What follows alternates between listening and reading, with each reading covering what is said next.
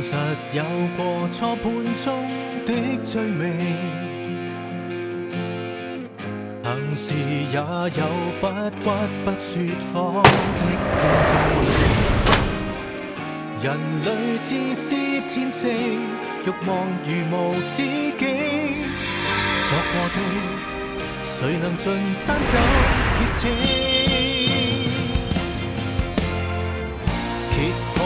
最暗埋藏污點，確信會有逆轉一天，有你長遠路並肩不會變，成敗親手改變，苦樂常現，共前行力牽，寒流或暖都不講再見。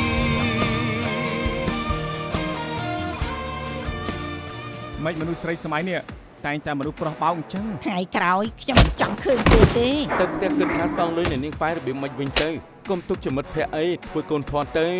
ខ្ញុំនឹងថែរក្សាគ្រប់វិនាទីនៃជាមួយអ្នកដែលខ្ញុំស្រឡាញ់ប៉ូលីសរកឃើញកូកេអ៊ីននៅក្នុងហាងនាងប្តឹងនាងថាលក់គ្រឿងញៀនរឿងនេះអញ្ចឹងយកចិត្តទុកដាក់ណាស់ពួកយើងរត់ទៅត្រូវប្រាំងបើរឿងនេះដេននេះធ្វើមែននាងយល់ថាប៉ូលីសជួយនាងឬជួយគេទៅប៉ាឃើញថាជាបងបានដាក់សាច់និងបន្លែមកច្រើនណាស់តែគ្មានប៊ីចេងនោះទេអស់ចាអូស្អែកកុំភ្លេចប្រាប់ពូខួយថាមិនចាំបាច់ត្រៀមបាយម្ហូបទេល្ពៅស្រីរៀងបងកក់ហើយស្អែកពួកយើងញ៉ាំបបរល្ពៅអស់ចាណែឯងពីអ្នកគិតពីអ្នកអត់គូផងបានដែរទេដឹងចឹងមិនជួយឲ្យពួកឯងត្រូវគ្នាទេពេលនេះមិនដឹងថាគូហូបអីថ្ងៃត្រង់ជាមួយនឹងពួកឯងទៅឯងគឺជាអ្នកផ្សះផ្សាមានអណ្ដើករបស់ពួកខ្ញុំគ្មានឯងក៏គ្មានពួកខ្ញុំពួកយើងត្រូវកំដរឯងញ៉ាំអីយ៉ាងច្រើនលើកក្រោយត្រៀមបាយម្ហូបឲ្យលោកដែរមិនចាំបាច់ទេចាប់ពីថ្ងៃនេះទៅខ្ញុំមានម្ហូបម៉ាក់ធាត់ដែរហូបទៅញ៉ាំទៅអូប៉ៅហឺលោកច្រើនជាងបាយអាហារថ្ងៃត្រង់បបោអញ្ចឹងផងហ៎ម៉ាក់ធាត់ខ្ញុំអ្នកចាត់ចែងមិនដូចអ្នកធម្មតាមែនខ្ញុំទើបទៅដឹងពីបាក់ទេប៉ុន្តែ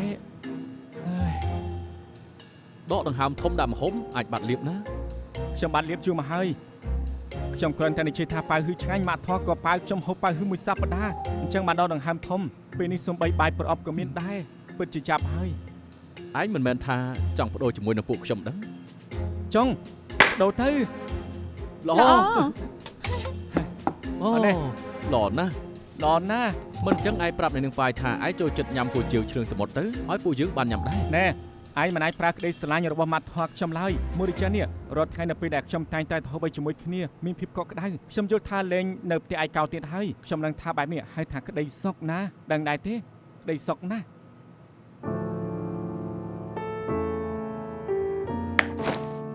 អូនមិនស្រួលខ្លួនមែនទេខ្ញុំនឹកឃើញថាពេលនេះយងថងនៅម្នាក់ឯងច្បាស់ជាយល់ថាឯកោណាស់គួរឲ្យអាណិតខ្លាំងណាស់ខ្ញុំមើលព័ត៌មាននេះធូរថាប្រហែលឆ្នាំមុនមានព័ត៌មានយ៉ងថងត្រូវបានគេចោះដល់ល្បីឡើងវិញនៅពេលនោះសរសេរថាពងប្រុសគេត្រូវបានមូលបង្កាច់ថាចាប់រំលោភហើយគេក៏សម្លាប់ខ្លួនក្រោយមកម៉ាក់គេក៏បានចែកថាមព្រោះតែជំងឺមហារីកថ្លើមអ្នកមើលជាច្រើនសុទ្ធតែថាគួរសង្ឃឹមថាគណៈវិនិច្ឆ័យអាចឃើញព័ត៌មាននោះហើយអាណិតគេចុះគណៈវិនិច្ឆ័យមិនអាចមើលព័ត៌មានដែលពាក់ព័ន្ធឡើយបើព្រោះតែអញ្ចឹងប៉ះពាល់ដល់ការកាត់ក្តីអាចនឹងត្រូវគេដកចេញហើយសាកសួរជាថ្មី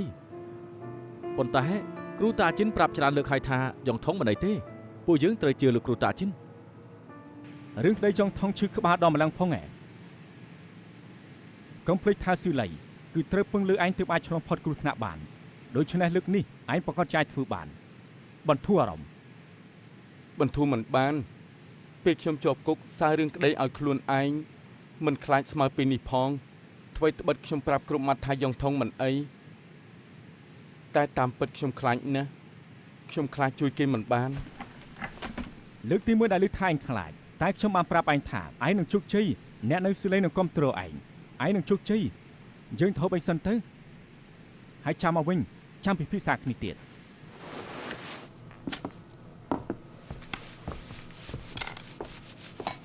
ចេញពីធ្វើការចាំខ្ញុំបន្តិចណាខ្ញុំដឹកទៅជាមួយគ្នាអូដឹងហើយបន្តិចទៀតអូនទៅណាជាមួយគ្រូតាជិនខ្ញុំសន្យានឹងយ៉ងថងថានឹងទៅជួយសម្អាតផ្ទះឲ្យគេម្ដងម្កាលគ្រូតាជិនដឹងក៏ចង់ទៅជួយដែរ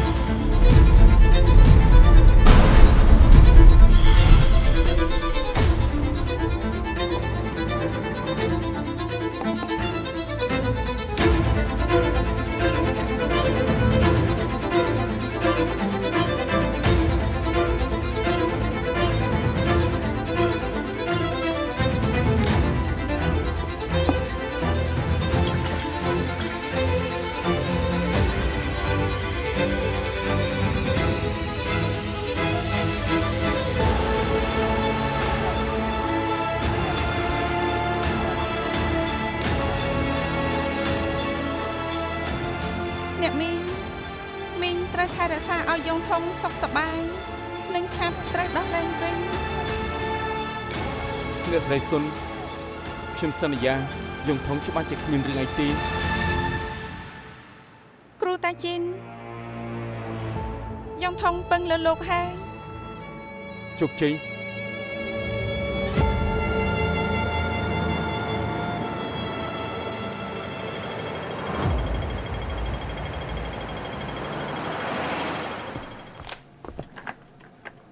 អូហ្គានសាកសៃក្នុងរឿងក្តីថងយ៉ងថែមម្នាក់ទៀតឈៀងយូមីង ជាងជាមិញជាងសារដែលពួកយើងទៅជួបលើកមុននោះ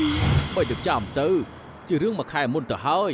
ទោះបីជារឿង1ម៉ោងមុនក៏ខ្ញុំមិនប្រកាសថាចាំដែរ អត់ត្រូវហើយស្អែកខ្ញុំណាត់គាត់មកហើយតាសុងមកផង គេនឹកឃើញរូបរាងដូចនេះហើយ មិញគាត់ទេប្រាប់ខ្ញុំថានឹកឃើញហើយឯងគាត់ទុកសិនទៅឯកសារសាកសៃថ្មីបន្តិចទៀតផ្ញើឲ្យឯង ដឹងហើយ មានការនិយាយជាមួយលោក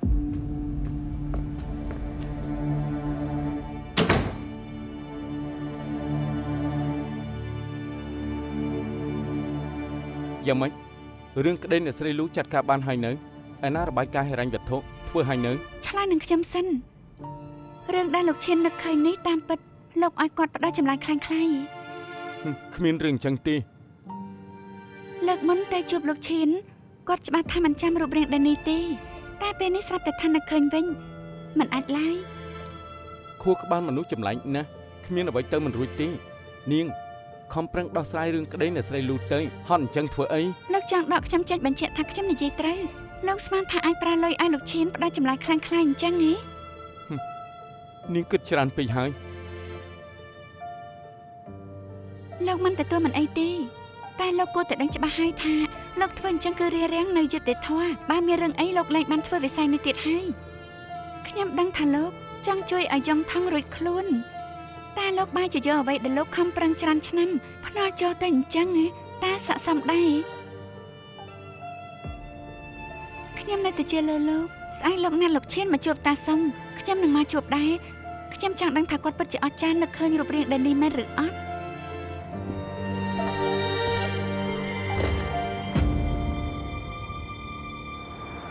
ពេលលោកឈៀនឡើងតុលាការលោកនឹងអង្គុយនៅកន្លែងសាកសី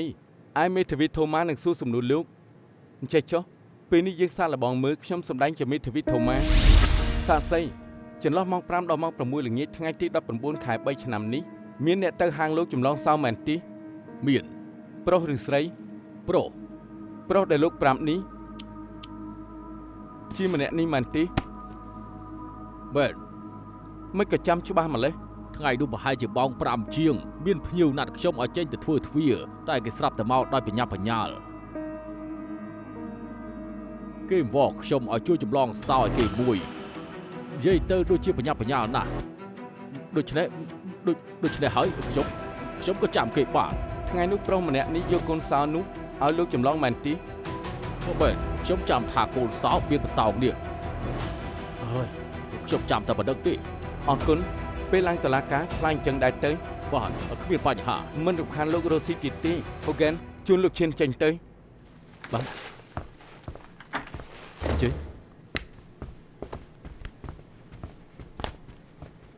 លោកឈៀននេះស្រាប់តែនឹកឃើញរឿងរ៉ាវទាំងអស់វិញហើយនឹកចាំពីភាពលម្អិតទៀតបែរជានិយាយអរអារអ៊ូលឯងមិនយល់ថាចម្លែកទេតែមែនដែរទេ ដូច្នេះវឹកហាត់ជាមួយគាត់ទើបជាការសំខាន់គិតមើលទៅគាត់មិនដែលត្រូវគេសួរចម្លើយផិតភ័យជារឿងធម្មតាមួយយ៉ាងនិយាយបណ្ដាឈប់បណ្ដាគិតបណ្ដាគឺត្រឹមត្រូវនឹងដូចធម្មជាតិមិនចម្លែកទេ យាយជានឹងគិតចាំ ព័ត៌មានយ៉ាងថងប្រហែលឆ្នាំមុនបានខ្លាចជាប្រធានបទក្តៅអ្នកភាគច្រើនថាគេសយយល់ថាអាណិតគេលោកឈិនអាចនឹងមើលឃើញព័ត៌មានអាណិតយ៉ាងថងក៏ចង់ជួយគេដូច្នេះគាត់ស្រាប់តែនឹកឃើញវិញក៏មិនចម្លែកនោះដែរហូឡង់មានអ្នកជំនាញចិត្តសាស្ត្រម្នាក់ឈ្មោះ William Wegener គេធ្លាប់ធ្វើការស្រាវជ្រាវមួយថាមនុស្សអាចតែមានការរំលឹកបន្តិចនិងអាចចងចាំនៅអ្វីដែលបានកាត់ឡើងក្នុងរយៈពេលថ្មីៗនេះទាំងស្រុងលោកឈិនស្រាប់តែនឹកឃើញវិញក៏អាចបកស្រាយតាមបែបវិទ្យាសាស្ត្របានដែរ ប្រហែលជាខ្ញុំគិតច្រើន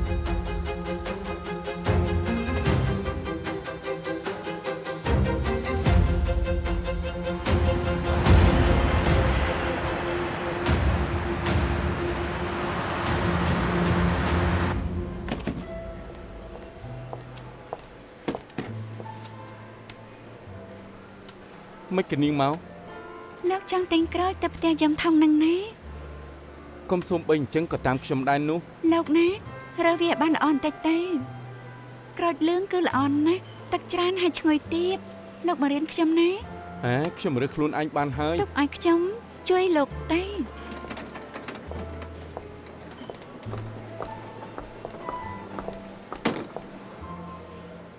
នាងកុំខ្វល់នឹងរឿងក្តីយងថង ហេតុអីខ្លាចរឿងផ្ដោតចម្លើយខ្លាំងៗត្រូវបោកអាក្រាតឲ្យនាំទុកដល់ខ្ញុំទេលោកមានរឿងច្រើនត្រូវគិតមិនបាច់គិតពីខ្ញុំទេតែរឿងដែលកុហកតាសុងឲ្យជឿថាសម្ដីលោកឈៀនជាការពិតនេះខ្ញុំរៀងបារម្ភ ដូច្នេះបញ្ហានឹងខ្លាចជាស្មុគស្មាញខ្ញុំមិនចង់ឲ្យនាងលូកដៃទេ លោកមានអ្នកដែលត្រូវការពារខ្ញុំក៏ដូចគ្នា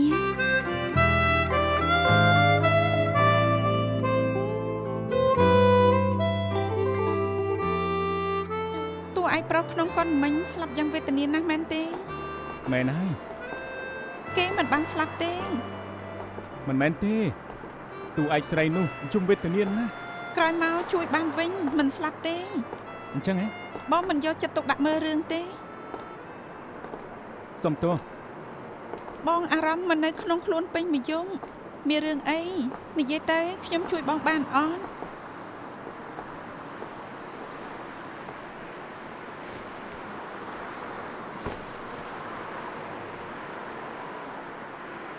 គឺចេះទេ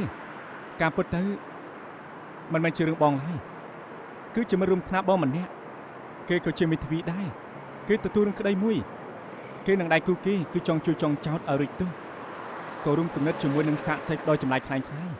នេះគឺល្មើសច្បាប់ណា ប៉ុន្តែ គ្មានប៉ុន្តែខុសគឺខុសបើមិត្តរួមថ្នាក់បងដឹងហើយនឹងមិនរារាំងគេរត់តែដឹងច្បាប់ល្មើសច្បាប់ខុសហើយខុសទៀត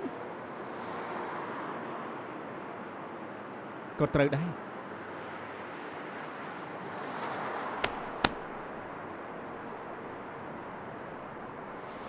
តោះរកកន្លែងហូបអីទៅមករំខានបងទេខ្ញុំសម្រាញ់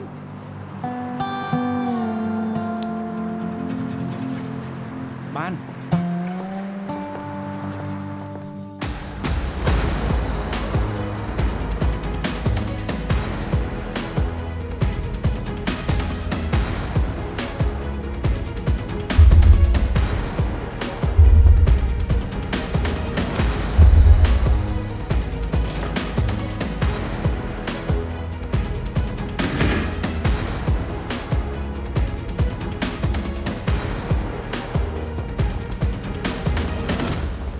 ការធ្វើសោតដែលនៅចិត្តនោះព្រមឡើងតឡាការធ្វើសាស័យឲ្យនាង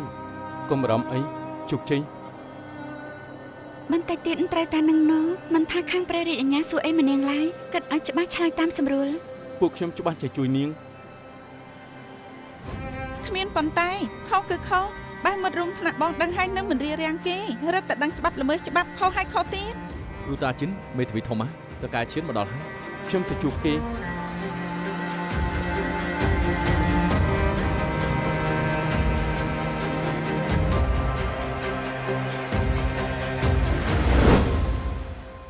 មុននឹងឲ្យគណៈវិនិច្ឆ័យបន្តជំនុំជម្រះមកស្វែងយល់នឹងសាកសីនៃខាងចុងចោតជាមួយមេធាវីធំម៉ាសិន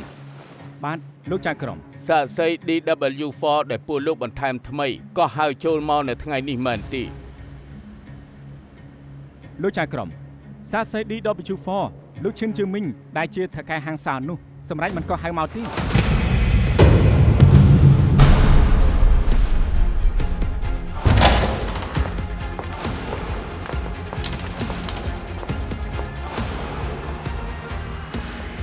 ឯងធ្វើស្អី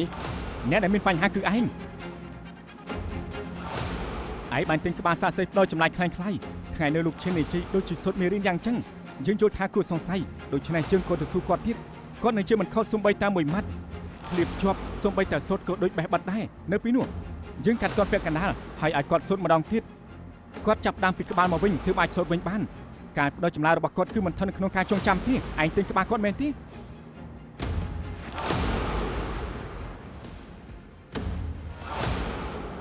តាសំលោកក៏ទៅយល់ថាហេតុអីអាជីនដាស់ដល់ដំណាក់កាលនេះ ខ្ញុំក៏ដឹងថានាងឈ្មោះក្បាលអាជីនតែពួកជើង3នាក់សុទ្ធតែបានដឹងនៅក្នុងតុលាការមានតែស្របច្បាប់និងខុសច្បាប់មិនអាចធ្វើតាមអារម្មណ៍បានទេពួកឯងល្មើសច្បាប់មិនត្រឹមតែជួយយ៉ងធំមិនបានពួកឯង2នាក់និងលោកឈិនក៏មានទោសដែរណា និយាយបានល្អតាមពិតខ្ញុំបានចាប់ហ្វ្រាំងជាប់ហើយខ្ញុំឲ្យលោកឈិននិយាយតាមត្រង់ក្នុងតុលាការចាំប៉ុណ្ណានិយាយប៉ុណ្ណឹង ខ្ញុំពិបាកស្ទាបស្ទង់លើលោកណាស់ ព្រោះមានបងស្រីទេវតាម្នាក់ដាស់តឿនខ្ញុំ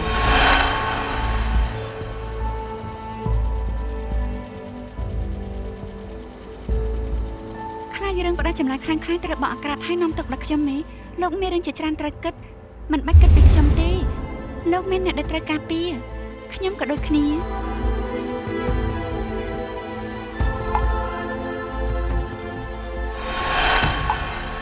លោកឈិនស្អែកនៅតុលាការលោកចាំប៉ុណ្ណាឆ្លើយប៉ុណ្ណឹងទៅសង្ឃឹមថាលោកនិយាយតាមត្រង់រំខានដល់លោកហើយសំទោសមិនមែនព្រោះតែឯងបោះអាក្រាតទើបយើងប៉ះបើទេណាយប់មិញយើងទៅរកលោកឈិនមែន មិនក៏មិនឆាប់ប្រាប់ជើងរហូតធ្វើយើងស្មុគស្មាញរហូតគិតថាគួរឲ្យលោកឈិនឡើងតុលាការឬអត់ យើងដឹងថាឯងទៅរកលោកឈិនបញ្ជាក់ថាសង្ស័យយើងទិញក្បាលគាត់ឲ្យផ្ដល់ចម្លើយខ្លាំងៗតាមមិត្តភាពមុនឆ្នាំពួកយើងឯងមិនអាចឲ្យខ្ញុំដើរផ្លូវខុសទេច្បាស់ជារកវិធីរារាំងខ្ញុំ ចាំបើគេពិតជាសម្ដែងតាមសាច់រឿងលោកវិញនោះ ដូច្នេះខ្ញុំត្រៀមកម្រងបៀរួចហើយខ្ញុំឲ្យលោកឈិនត្រូវនិយាយការពិតក្នុងតុលាការខ្ញុំដឹងថាទោះជាចម្លើយស្រាប់តែខុសពីមុនមេធាវីគ្មានទឹកមុខពួកយើងក៏ចេះប្រែប្រួលដូចគ្នាដែរ ឯងចាប់ហ្វ្រាំងទាន់ចឹងច្បាស់ជាមានវិធីល្អជួយដល់ចុងថងមែនដែរទេ មែនហើយមានវិធីអ្វីឆាប់ប្រាប់មក គ្មានទេអ្នកជួយយ៉ងថងគឺឯងម្យ៉ាងខ្ញុំគ្មានបរិលបំរុងពឹងលើឯងហើយ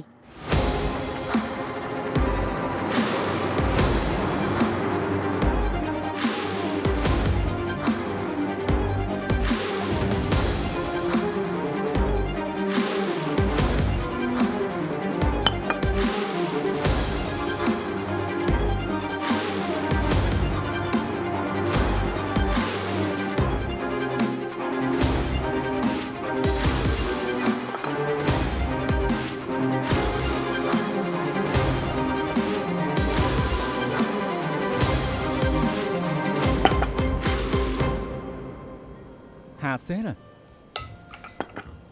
មិនបានចូលមក ទេដឹងថាបងនៅទីនេះទេត្រូវអញ្ចឹងបើបងផឹង អរគុណសំទោស បងចង់និយាយស្អី អរគុណកាហ្វេអូនសំទោសដែលគ្មានពេលកំដរអូន ត្រូវហើយការស្មុគស្មាញមិត្តរួមថ្នាក់បងដោះស្រាយហើយណែ ទុកថាដោះស្រាយបានហើយការពិតបងក៏មិនចាំបាច់ការពារកូនក្តីដែររឿងមិត្តរួមថ្នាក់ដែលបងស្មុគស្មាញម្នាក់នោះគឺជាបងឯដៃគូដែលបងខ្លាចថាគេល្មើសច្បាប់គឺជា ជាគ្រូតាជីន អូនទីដឹងជួបមកហើយហ៎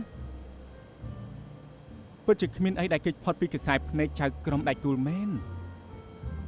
តែហេតុអីបញ្ហាដោះស្រាយរួចហើយបងដូចជាមិនធូរស្រាលរឹតតែតឹងតែអញ្ចឹង អាចិនគឺពឹងលើបងទាំងស្រុងសង្ឃឹមលើបងទាំងអស់បងត្រូវតែយកឈ្នះឲ្យបាន រៀនតាមពាក្យមិត្តភក្តិបងអាជីនចោះបងជោគជ័យភ្នែកចៅក្រមដៃគោលខ្ញុំនេះមើលឆុតណាស់ខ្ញុំនៅទីនេះកំដរបងមិនរំខានបងទេ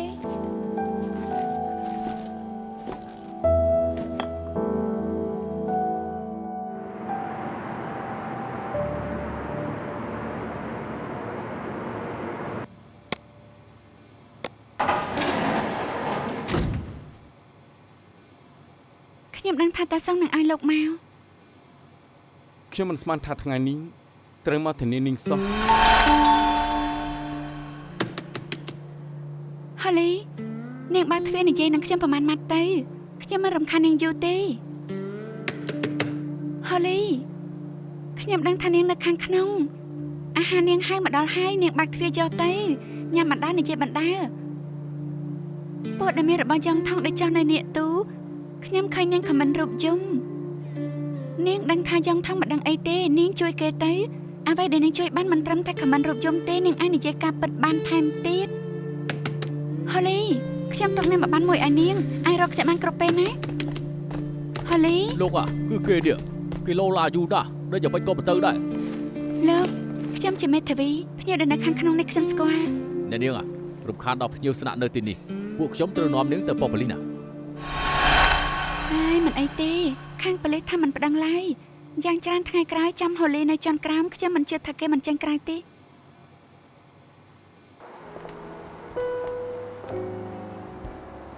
ហើយ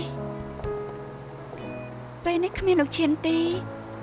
ស្មាវជួយជីវិតយ៉ាងថងមានតែហូលីប៉ុណ្ណោះដល់ពេលនោះ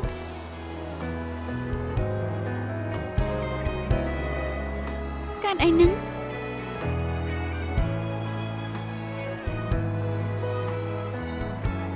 ឆ្លើយមួយម៉ាត់មកខ្ញុំខ្លាចលោកអញ្ចឹងណា 遇見一生的一位，偷戀愛這條命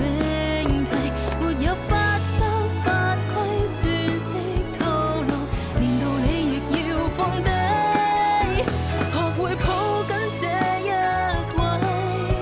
未求認識保存美麗，真心於心裏存。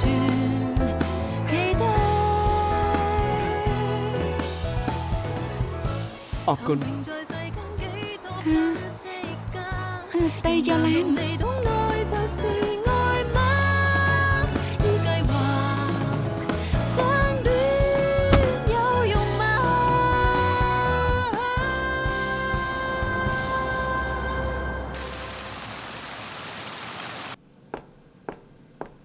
កាហ្វេពង្រឹងស្មារតីឈុំមើលទៅបន្ធូរអារម្មណ៍ ឯងថាពឹងលើយើងទាំងស្រុងឲ្យយើងមិនធូរអារម្មណ៍យ៉ាងម៉េចទៅ ឯងជោគជ័យ អរគុណ បូនកែវអី មកកែទៀតសម្រាប់ស្មាវជួយជីវិតយ៉ងថង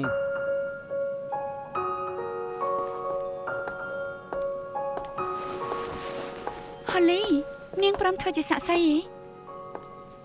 មិនក៏ភ្លាមម្ល៉េះ លើកមុនមានការសង្គ្រោះពីបងស្រីទេវតាពេលនេះមានព្រះមុខ4ជួយយប់មិញខ្ញុំស្រាប់តែទទួលបានសារដែលភ្ញៀវផ្ញើមកគេបដូរទៅនៅថៃម្សិលមិញគេទៅបើកបារថ្មីរួចផ្ញើឃ្លីបមកឲ្យខ្ញុំពេលខ្ញុំបើកមើលនៅក្នុងបាររៀងងងឹតតែពេលនោះដូចជាមានភ្លើងព្រះមួយបញ្ចេញមកធ្វើឲ្យខ្ញុំមើលឃើញច្បាស់នៅមនុស្សម្នាក់នោះគឺជាដានី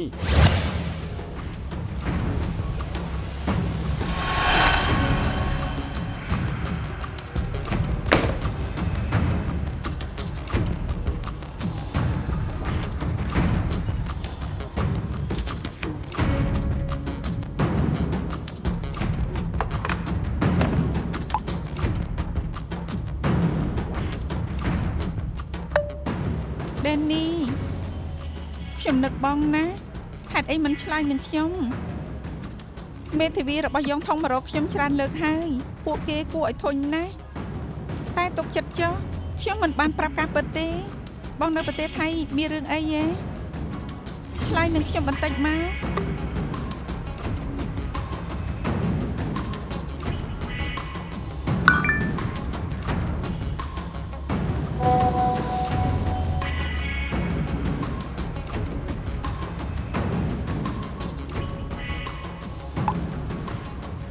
ហូលី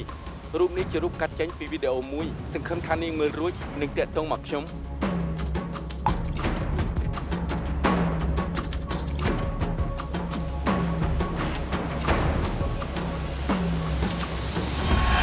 មើលទៅអញត្រូវទៅប្រទេសថៃសំពះព្រះមុខ4ហើយទើបបានណា បានទៅជាមួយគ្នាទៅ បើខ្ញុំដឹងថាតាមពិតដេននីប្រទេសផ្ដាស់អញ្ចឹងខ្ញុំមិនខ្វល់នឹងគេទេ កុំខ្វល់នឹងគេនាងនៅមានមិត្តម្នាក់ទៀតណា គឺខ្ញុំមិនគប្បីនឹងយ៉ងថងសង្ឃឹមថាអាចជួយគេបាន នាងច្បាស់ជាអាចជួយគេបាន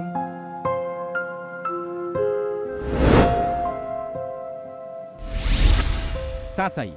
មិននឹងថានាងជាមិត្តល្អជាមួយនឹងបុគ្គលិកនៅក្នុងហាងអ៊ីនធឺណិតកូនក្តីខ្ញុំសូមសួរថាស្គាល់គ្នាយូរប៉ុណ្ណាដែរទេ ពួកខ្ញុំស្គាល់គ្នានៅក្នុងក្រុមហ៊ុនចំនួនមួយស្គាល់គ្នា7-8ឆ្នាំហើយ មិត្តល្អនាងត្រូវគេចោទថាលោកគ្រឿងញៀនធំដល់ម្លឹងហេតុអីនៅពេលនេះទើបព្រមនិយាយការពិត ព្រោះបើខ្ញុំជួយយ៉ងថងខ្ញុំនឹងត្រូវរុញមិត្តប្រុសខ្ញុំចេញមកគ្រឿងញៀនដែលប៉ូលីសរកឃើញនៅថ្ងៃនោះជារបស់មិត្តប្រុសខ្ញុំសុំទោសយ៉ងថងខ្ញុំដឹងថាមិនគួរជួយអាចចង្រៃនោះទេធ្វើឲ្យត្បិតយឺតពេលតែខ្ញុំនៅតែសង្ឃឹមថាអាចជួយឯងបាន មិត្តប្រុសនាងឈ្មោះតាំងលីអានហើយដេនេះហ្នឹងតាមមែនដែរទេ មែន មិនគិតនឹងច្បាស់ថាគ្រឿងញៀនដែលរកឃើញនៅក្នុងហាងគឺជារបស់ដេនេះ សៅឃ្លាំងហាងគឺយ៉ងថងជាអ្នកទោសមានថ្ងៃមួយយ៉ងថងក៏ភ្លេចយកកូនសៅទៅខ្ញុំឃើញថាដេនីលួចយកកូនសៅនោះទៅចម្លងមួយទៀតខ្ញុំសួរគេថាហេតុអីធ្វើអញ្ចឹងគេថាមានអីវ៉ាន់คล้ายខ្លះចង់ខ្ចីឃ្លាំងគេដាក់មួយរយៈសិនកុំឲ្យខ្ញុំប្រាប់យ៉ងថងតែខ្ញុំស្មានមកដល់ថាជាគ្រឿងញៀនទេម្នាក់នោះគ្មានពាក្យពិតចំពោះខ្ញុំឡើយ ក្រោយកូនក្តីខ្ញុំត្រូវចាប់ខ្លួននាងមានសារល្បងតាក់ទងទៅដេនេះសួររឿងនេះឲ្យបានច្បាស់ដែរទេ ថ្ងៃនោះខ្ញុំតាក់ទងទៅគេមិនបានដូច្នេះក៏ផ្ញើសារទៅគេ គេមានឆ្លើយតបនឹងនាងដែរទេ មានគេទទួលថាគ្រឿងញៀននៅក្នុងឃ្លាំងជារបស់គេ លោកចៅក្រមកណាវិនិច្ឆ័យនៅក្នុងដៃខ្ញុំគឺមានសារសម្លេងពីរដែលជារបស់ដេនេះនិងសាស័យវាអាចបញ្ជាក់បានថាអ្វីដែលសាស័យនិយាយគឺជាការពិតស្នើសុំធ្វើជាវត្ថុតាំង D18 ទទួលការស្នើសុំ បងទៅស្លាប់ដល់ណាហើយខ្ញុំទៅផ្ដល់ចម្លើយរួចស្អីក៏មិនហ៊ាននិយាយស្អីក៏ប្រាប់ថាមិនដឹងគ្រឿងញៀននៅក្នុងឃ្លាំងជារបស់បងមែនទេបងនៅបោកខ្ញុំថាអីវ៉ាន់ខ្លាំងៗទៀតយ៉ងថងត្រូវចាប់ខ្លួនហើយគិតយ៉ាងម៉េចបងឆាប់ទេមកខ្ញុំភ្លាមមក ជារបស់បងអូនកុំនិយាយចេញទៅក្រៅអូនគ្រាន់តែប្រាប់ថាមិនដឹងទៅបានហើយឬមួយបានលុយហើយបងមិនយកម្យ៉ាងកាបូបប្រេនរបស់អូនកាលពីមុនបានមកពីណាទេណែទុកថាមិនអូនសួយចុះនឹងចិត្តអស់អីហើយចាំណាបងនឹងអូន baby បើសិនជាខាងរាជអាជ្ញាមានការសង្ស័យលើសម្លេងនេះខ្ញុំអាចផ្ដល់ឯកសារដើមសម្រាប់ការផ្ទៀងផ្ទាត់បានលោកចៅក្រមខ្ញុំព្យាយាមផ្ទៀងផ្ទាត់ឯកសារឲ្យបានក្នុងអាទិត្យនេះនិងពាក្យពេចន៍របស់សាកសីនិងសារសម្លេងមិញនេះបាញ់ចាត់ថាកូនក្តីខ្ញុំមិនបានដឹងរឿងគ្រឿងញៀននិងឧបករណ៍វេចខ្ចប់ដែលបានរកឃើញនៅក្នុងហាងគេនោះទេប្រាប់ពាក្យរបស់ដេនីនិងកូនក្តីខ្ញុំស៊ុយព្រោះតែជឿជាក់លើមិត្តភ័ក្តិក៏ត្រូវគេប្រើប្រាស់និងមួលបង្កាច់ខ្ញុំសូមបញ្ជាក់ថាកូនក្តីខ្ញុំគឺពិតជាមិនបានពាក់ព័ន្ធជាមួយនឹងគ្រឿងញៀននោះទេកូនក្តីខ្ញុំគឺស្អាតស្អំ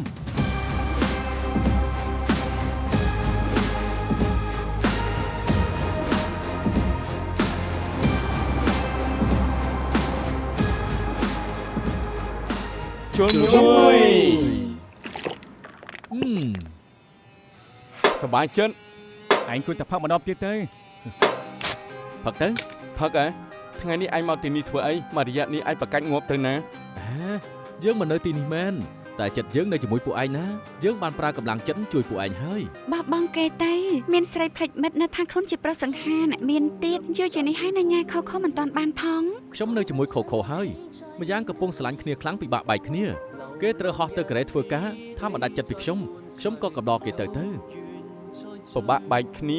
អញ្ចឹងហៅគេមកទៅ គ្មានពេលទេកំពុងថត រួចមកទៅ ថតចំត្រូវកាត់វីដេអូ អញ្ចឹងវីដេអូខលជាមួយគេទៅមិនអញ្ចឹងមើលថាគេផ្ញើសារអីមកលោកទេ បាន មិនបានមានពាក្យស្នេហាច្រើនណាស់មិត្តភាព10000ឆ្នាំមិនអាចមើលបានទេ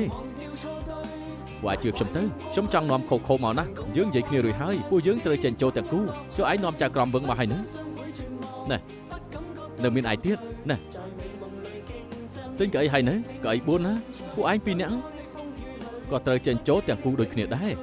និយាយពីឯងនឹងខូខូមិនក៏បន្លប់ទៀតហើយ មែនហើយទិញកៅអីច្រើនអញ្ចឹងមិនអញ្ចឹងទិញតុកថែមឬក៏ទិញផ្ទះមួយតែម្ដងទៅ គំនិតនេះល្អណាស់បើថ្ងៃក្រោយពួកយើងក្នុងម្នាក់កើតកូន2ទីនេះពិតជាចង្អៀតមែនអាជីណាមិនអញ្ចឹងឯងបដូរផ្ទះធំជាងនេះទៅយល់ល្អទិញផ្ទះដែលមានសួនច្បារត្រូវមានកន្លែងឲ្យក្មេងៗលេង គិតវិញឆ្ងាយពេកទីដឹង ខ្ញុំជួយគិតគូរឲ្យពួកគេ2នាក់ទេថ្ងៃក្រោយពួកយើងសិតតែមានគ្រួសារបើសិនជាពួកគេសិតតែនៅខ្លួនមួយចាស់ទៅក៏អាចជួយមើលថែគ្នាដែរ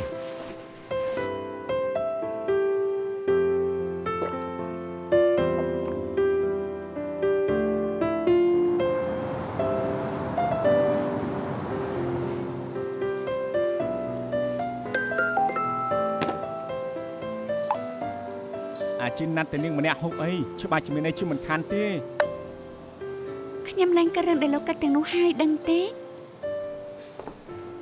គេមកហើយឆាប់និយាយហើយ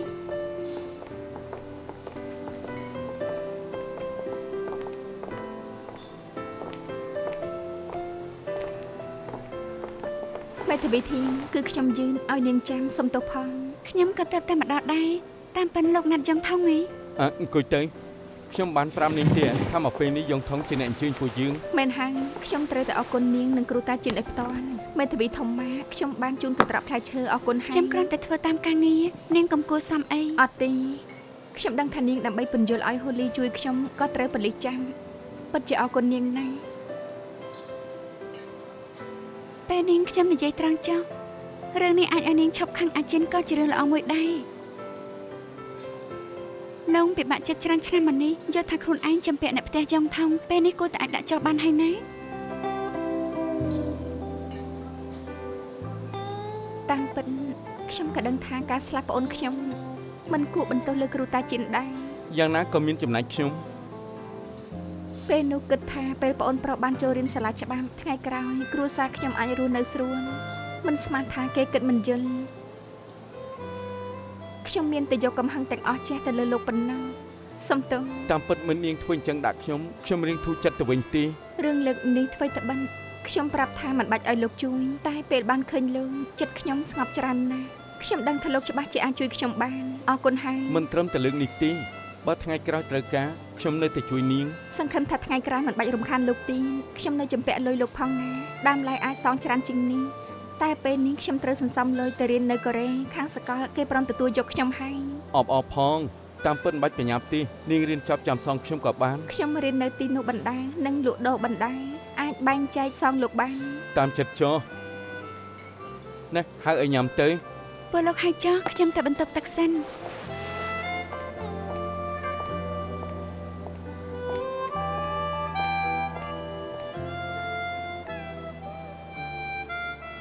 យ៉ាងម៉េចមានអីចង់និយាយ ខ្ញុំឮអាលីសថាលោកមេធាវីធីនមេធាវីអ៊ីនិងមេធាវីថូម៉ាជាមិត្តល្អនឹងគ្នាឯង មែនហើយ តែខ្ញុំឃើញថាលោកនិងមេធាវីធីនមិនដូចជាមិត្តភក្តិធម្មតាទេ មិនក៏ស្រាប់តែនិយាយរឿងនេះ ចង់ឲ្យលោកល្អខ្ញុំខឹងលោករហូតមកតែងដាក់បណ្ដាសាលោករអៀចិត្តណាស់និយាយពិតមែនលោកនិងមេធាវីធីនសមគ្នាណាស់ឯមេធាវីធីនក៏ល្អទី ខ្ញុំដឹង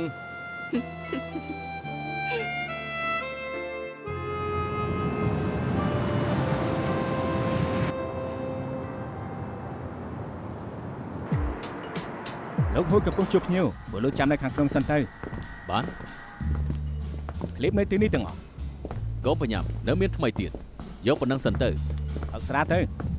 អង្គុយចុះសិនទៅខ្ញុំទៅប្រាប់លោកហួយ បានណែ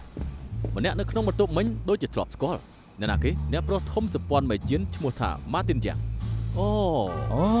ពួកលោកមកចំពេលល្អណាស់ម្នាក់នេះគឺអាដាមម្នាក់នេះគឺមេធាវីថំឈៀវអ្នកបន្តវិនមេយូលីលោកស៊ីគេគឺ អ្នកប្រុសយ៉ាងនៃសម្ព័ន្ធមេជៀនហៅខ្ញុំថាម៉ាទីនទៅបានហើយ មានបញ្ហាផ្នែកច្បាប់ពួកយើងប្រគល់ឲ្យពួកគេចោះណា ថៅកែធំទាំងពីរសុទ្ធតែនៅមានកម្រងអី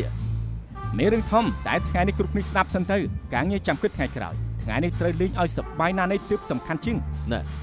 រឿងស្រីត្រូវតែអស់ចាជាងលើកមុនណា ប្រកាសហើយបើមិនសាជាងលើកមុនហៅមកធ្វើអីទៅ មែនធីខេ មានរឿងអី សុំទោសខ្ញុំមានណាត់មុនពេលមួយចាំពួកលោកនិយាយរឿងការងារចាំរកខ្ញុំចុះពេលណាក៏បានដែរ លើកក្រោយក៏បាន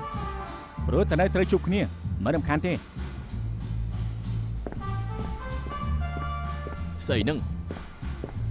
តំណេជួបមករៀងគេផងទៅ ដឹងហើយ តើចូលទៅផឹកទៅ តោះ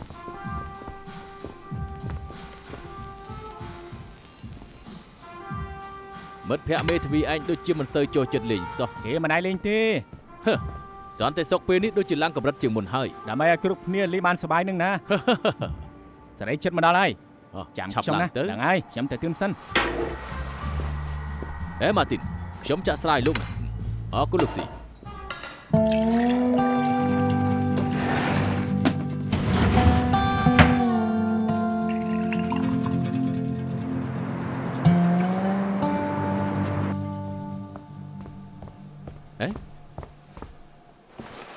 មទឹកដោះគោទៅ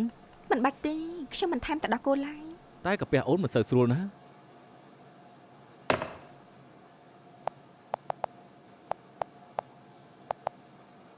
យ៉ាងម៉េចប្រាប់ទៅតាសុងលឿនម្លឹងផង មិត្តភាពមិនឆ្នាំពួកយើងគ្មានអាចកំបាំងទេ គួរថាមិត្តភាពមិនឆ្នាំពួកយើងគ្មានភាពជឿជាក់វិញប្រាប់ឲ្យថាមិនជឿពួកយើងនៅជាមួយគ្នា ឯងគួរពិចារណាលើខ្លួនឯង គ្រូតាជីនផ្ទះលោកថែមកៅអីឲ្យខ្ញុំហើយណែ បន្តិចទៀតទៅទិញ ទិញឲ្យល្អបន្តិចទៅដើម្បីឲ្យខូខូបានស្រួលខ្លួន គ្មានបញ្ហា មិនអញ្ចឹងពួកយើងនិយាយពីរឿងថ្ងៃនេះសិនទេ ដើមឆ្នាំនេះខូខូបានចុះកិច្ចសន្យាជួលនឹងក្រុមហ៊ុនសាខានៅហុងកុងនៃសម្ព័ន្ធហានហួរប្រទេសកូរ៉េដើម្បីផ្សព្វផ្សាយផលិតផលផ្កាព្រិលនៅក្នុងវីដេអូខូខូ ផលិតផលផ្កាព្រិលនេះមានការគាំទ្រនៅអាស៊ីខ្លាំងណាស់នៅក្នុងផ្ទះរបស់ស្រីអាស៊ីម្នាក់យ៉ាងហោចណាស់ក៏មានផលិតផលរបស់ពួកគេមក កិច្ចសន្យាគឺពួកគេនឹងផ្ដល់ផលិតផលថ្មីតាមការកំណត់ឲ្យខ្ញុំជួយផ្សព្វផ្សាយសហការគ្នាបានល្អរហូតមក ពួកឯងក៏ដឹងថាដើមឆ្នាំខ្ញុំកំដរខូខូទៅកូរ៉េលីអូថាងដែលជាអ្នកប្រុសធំដីសម្ព័ន្ធបានអញ្ជើញខូខូទៅចូលរួមកម្មវិធីសម្ពោធផលិតផល គេស្មោះត្រង់ណាស់សន្តាគារលំដាប់ខ្ពស់ប៉ាវយន្តហោះទៅមកនៅថាមកវិញនឹងនិយាយពីកិច្ចសន្យាឆ្នាំក្រោយនឹងខ្ញុំតែក្រោយពេលខ្ញុំមកវិញពួកគេមិនបានផ្ដល់ផលិតផលថ្មីឲ្យខ្ញុំទៀតឡើយបែរជាផ្ញើផលិតផលប្រុសឲ្យខ្ញុំផ្សព្វផ្សាយទៅវិញវាមិនត្រូវជាមួយស្ទាយខ្ញុំឡើយខ្ញុំបានរកពួកគេដើម្បីជជែកគ្នាដែរតែខាងពួកគេមិនឆ្លើយតប ខូខូមិនជួយផ្សព្វផ្សាយផលិតផលប្រុសឲ្យពួកគេមិនឲ្យលុយដូច្នេះខូខូចង់ប្តឹងទាមទារសំណងថាគេបំពានកិច្ចសន្យាតែម្ខាងដេញដោលយកថ្លៃដែលគូបាន ក្នុងកិច្ចសន្យាខូខូរ៉ាប់រងថតវីដេអូនិងណែនាំពីផលិតផលផុសចូលក្នុងអ៊ីនធឺណិតផ្សព្វផ្សាយម្យ៉ាងឡាយផ្ទាល់យ៉ាងហោចណាស់3លើកមិនកំណត់ទម្រង់បែបនេះខូខូនឹងទទួលបានលុយ 30,000 ក្នុងមួយខែរហូតដល់1ឆ្នាំក្នុងកិច្ចសន្យា បាយតលីណានតា Channel របស់ខូខូគឺជា Channel ដែលមានអ្នកតាមដានជាប់លេខ 5 នៅហុងកុង ថាការស្រីសម្ព័ន្ធហានហ៊ូជាអ្នកហុងកុងពេលដែលប្តីគេតាមញ៉ាយគេក៏ដាច់ទលាយដែរល្បីទូទាំងហុងកុងមើលទៅកូនប្រុសពួកគេលីអូដូចជាប៉ាគីនណា សូម្បីពួកឯងក៏គិតថាលីអូធ្វើអញ្ចឹងក៏ដើម្បីញ៉ាយខូខូដែរ ម្យ៉ាងញ៉ាយមិនបានតែជាខឹងវិញទៀត ខ្ញុំក៏ធ្លាប់គិតថាមានពាក់ព័ន្ធនឹងខ្ញុំដែរឬអត់ តាមពិតខ្ញុំដឹងថាលីអូចាប់អារម្មណ៍លើខ្ញុំដូច្នេះទៅខ្ញុំឲ្យអាវីលទៅជាមួយខ្ញុំចង់ឲ្យគេដឹងថាពួកយើងគ្រាន់តែជាអ្នកសហការគ្នាតែប៉ុណ្ណោះតែមិនស្មានថាគេចិត្តចង្អៀតអញ្ចឹង នាងល្បីឈ្មោះយ៉ាងនេះគេឲ្យនាងផ្សព្វផ្សាយរបស់ជារឿងធម្មតាតែកិច្ចសន្យាជួលដល់ទៅ 30,000 ថ្លៃខ្លួន 30,000 ច្រើនណាស់ដូចជាចង់ឲ្យលុយនាងចង់មើលថែនាងជាង ខ្ញុំបានប្តឹងទៅកាន់ក្រុមហ៊ុនសាខានៅហុងកុងនៃសម្ព័ន្ធហានហួរថាបំពានកិច្ចសន្យាខ្ញុំមានជំនឿចិត្តថានឹងអាចដោះស្រាយបានឆាប់ៗ បានលោកចាត់ការបានហើយនៅរកពួកខ្ញុំធ្វើស្អីទៀតទៅ វីពួកយើងជាក្រុមតែមួយខ្ញុំឮថាលីអូត្រូវគ្នានឹងអាសំអុយលូណាលើកនេះគេចង់ចេញមុខជួយលីអូដល់ផ្ទាល់ទៀតផង អាសំអុយលូសោះក៏លោកខ្លាចដែរ ខ្ញុំខ្លាចថាលើកនេះឈ្នះមិនសូវសង្ហាណែអាសំអុយលូមកដល់ផ្ទាល់យ៉ាងហោចណាស់ក៏ត្រូវហាជីនទៅជាមួយគ្នាទើបលេងសប្បាយ ចុះលោកចង់តាវ៉ាយ៉ាងម៉េចវិញ ខ្ញុំទៅមុនឯងទៅតាមក្រោយរួចវាយមុខគេ យើងចង់វាយទ្រូងគេជាង ក៏បានលើកនេះគំនុំចាស់ថ្មីចាត់ការទាំងអស់ជោគជ័យ ជោគជ័យ ជោគជ័យ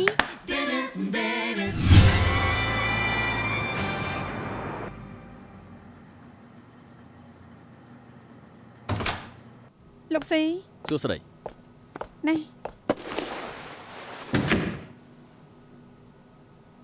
លោកស៊ី មានការអី ខ្ញុំរកបានឯកសារនៃកិច្ចសន្យាដែលពាក់ព័ន្ធតាមលោក បានហើយរឿងក្តីងាយស្រួលអញ្ចឹងបិទភ្នែកក៏ចេះតវ៉ាដែរ ម្យ៉ាងពួកយើងនៅអាច ជប់សិនអាឡូអាខេនអត្ថបទនិយាយខ្ញុំសរសេរឲ្យនៅកុំសរសេរពិបាកអានពេកណាខ្ញុំត្រូវទន្ទិញណាឲ្យឆាប់ផ្ញើខ្ញុំមកបានមានការអី ខ្ញុំរកបានឯកសារខ្លះទៀតមានទិសដៅថ្មីដែលអាច មានអីនិយាយឲ្យចប់មួយម៉ាត់មកណែខ្ញុំប្រាប់រឿងមួយចុះពេលបន្ទាប់ឪពុកក្មេងខ្ញុំនឹងឲ្យមីយូលីខ្ញុំគ្រប់គ្រងយប់បន្តិចគណៈមេធាវីសម្ភាសខ្ញុំនៅឪពុកក្មេងខ្ញុំនាងថាទៅមើលមានអ្វីសំខាន់ជាងនេះទៀតទៅអត់ត្រូវហើយរឿងផ្សេងនាងចាត់ចែងចុះលោកចៅក្រមទំព័រទី 18 នៃសមី A នៅលើកិច្ចសន្យាទាំងសងខាងមានអក្សរច្បាស់លាស់ខ្លាំងណាស់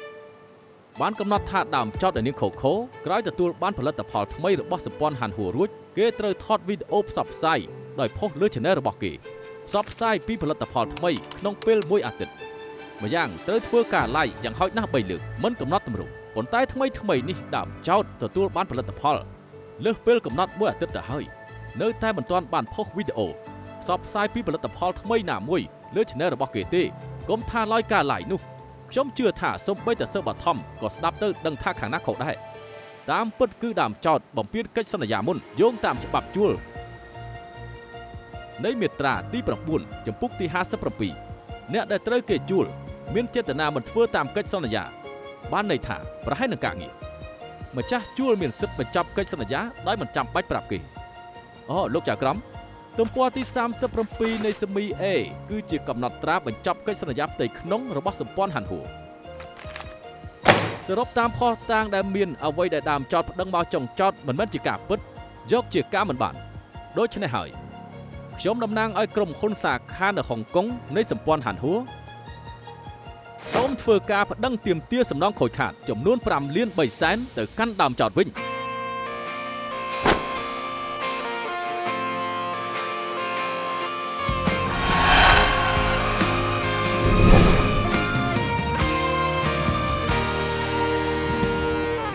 現實有過錯判中的罪名，行事也有不屈不說謊的見證。人類自私天性，慾望如無止境，